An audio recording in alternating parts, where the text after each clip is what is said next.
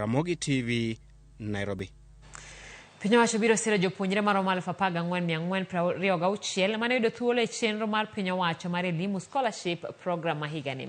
Koloso yango jopuonjre ma gisiro higani e kar romo mar Bomas, jatend migawo mar somo Ezekiel Machogu owacho ni ne oyier jopuonjre mane timo penj KCPE higa mokalo to onge nyalo e konde duto pacho ka.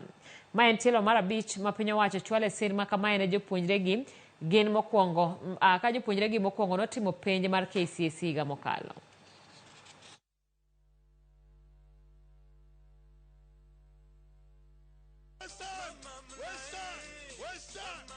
The additional 14,426 we are about to launch today means that the government is going to give hope to 52,000 runners across the country.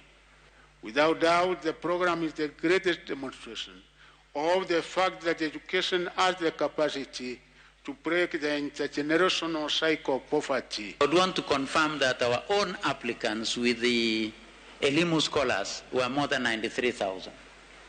We've taken care of less than 15%. So we still have a huge demand out there. I would urge all other partners that they can tap into this particular pool of children who require that particular support as we move forward. Piny owacho golo maromo bilion 14